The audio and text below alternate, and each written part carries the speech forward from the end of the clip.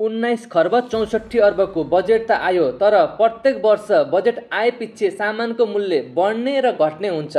आउनुहोस् जानौँ 82-83 को बजेट पछि कुन सामानको मूल्य बढ्ने भयो र कुन सामानको मूल्य घट्ने भयो। मूल्य बढेका सामानहरूको सूची यस प्रकारका छन्। कुकुर र बिरालोले खाने खानेकुरा अर्थात् पेट फुडहरू, त्यस्तै गरी विद्युतीय चुरोट अर्थात् भेपको मूल्य बढ्ने भएको छ। ग्रेनाइट, मार्बल, सिमेन्ट, कङ्क्रिट, इट्टा तथा ब्लकहरूको मूल्य पनि बढ्ने भएको छ।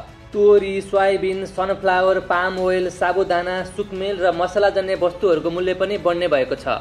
त्यस्तै गरी चुरोट, रक्सी, बियर, सुर्ती, हुक्का, विदेशी महँगो रक्सी यी सामानको मूल्य पनि बढ्ने भएको छ। त्यस्तै गरी लग्जरी होटेलको रुम कस्ट पनि बढ्ने भएको छ। हिरा, मोती, सुन जडित बहुमूल्य गहना यदि तिनीहरूको मूल्य 10 लाख भन्दा बढी छ भने तिनीहरूको मूल्य अझै बढ्ने भएको छ। भिजिट भिसामा जाँदा लाग्ने शुल्क पनि बढ्ने भएको छ। त्यस्तै गरी हामीले चलाउने सवारी साधनको दर्ता र नवीकरण कर पनि बढेको छ। अब जानौँ के सामानको मूल्य भने घट्ने भएको छ। किसमिसको मूल्य घट्ने भएको छ। गुड, सक्खर, चिनी र उखुबाट बनेका सामानहरूको मूल्य पनि घट्ने भएको छ। आलु, प्याज र स्याउमा लाग्दै आएको भ्याट खारेज भएको छ। त्यस्तै गरी डिजिटल भुक्तानीमा लाग्ने भ्याट पनि खारेज भएको छ। यही नै हुन् सरकारले कर घटाएका सामानहरू।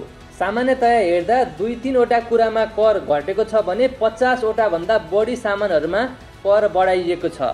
तपाईलाई यस बजेट कस्तो लाग्यो आफ्नो प्रतिक्रिया अवश्य पनि दिनुहोला।